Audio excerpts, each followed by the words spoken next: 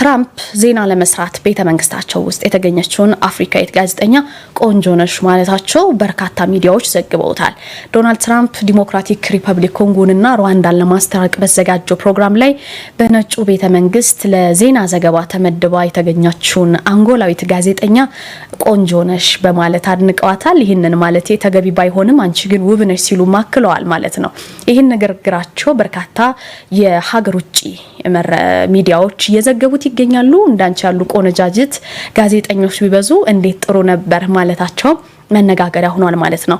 ፕሬዚዳንት ዶናልድ ትራምፕ ለሴት ዘጋቢ ቆንጆ መሆኗን ከተናገሩ በኋላና እንደሷ ብዙ ጋዜጠኞች እንዲኖሩ ከተመኙ በኋላ የፖለቲካ ስራቸው ሊያከትም ይችላል ሲሉ ቀልደዋል። በዩናይትድ ስቴትስ የተቀናጀ የሰላም ስምምነት ዘላቂ ሰላም በዲሞክራቲክ ሪፐብሊክ ኮንጎና በሩዋንዳ የተፈረመ ሆኗል። አላማው ደግሞ ለ10 ዓመታት የዘለቀውና በምስራቅ ኮንጎ ገዳይ የሆነ ጦርነትን ደም አፋሳሽ የሆነ ጦርነትን ለማስቆም አሳዛኙ ትዕይንት እዛው ኦፊስ ውስጥ ታይቷል ማለት ነው። የፊርማ ስነ ስርዓቱ ሲጀመር የዋይት ሃውስ የፕሬስ ሴክሬታሪ ጋዜጠኛና ጓደኛዋ ለጋዜጠኞችና በክፍል ውስጥ ለተገኙ ታዳሚዎችም ንግግር እንዲያደርጉ ጋብዘዋቸው ነበረ። የውጭ ጉዳይ ሚኒስትር ማርኮ ሩቢዮና የሁለት አፍሪካ ሀገራት የውጭ ጉዳይ ሚኒስትሮችም እዚህ ቦታ ላይ ነበሩ። ይቺ ጋዜጠኛ ስትደነቅ እንዲህ ማለት አልተፈቀደልኝም ሲሉም ዶናልድ ትራምፕ ቀልደው ነበረ። በሩዋንዳና በዲሞክራቲክ ሪፐብሊክ ኮንጎ ከበርካታ 10 ዓመታት ደም መፋሰስ በኋላም ስምምነት መደረሱ ለበርካቶች ጥሩ ነገር ሆኗል።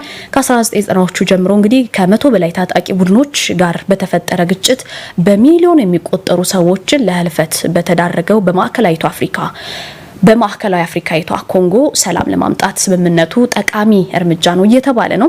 ግጭቱ እንግዲህ በሩዋንዳ ይደገፋል የተባለው ሰፊ መሬት በኮንጎ ምስራቃዊ ሰብአዊ ቀውስና ሰፊ መፈናቀልን ያስከተለ እጅግ እልቂትን ያስከተለ ጦርነት ነበረ። ትራምፕ እንግዲህ ስምምነቱን ለማክበር በሁለቱም ወገኖች ላይ ትልቅ ጫና እንደሚያደርጉ ተናግረው አፍሪካዊቷን ሴት ጋዜጠኛ ግን ቆንጆ ነሽ ማለታቸው በተለያዩ የዓለም ሚዲያዎች ላይ መነጋገሪያ እንዲሆኑ አድርጓቸዋል ማለት ነው።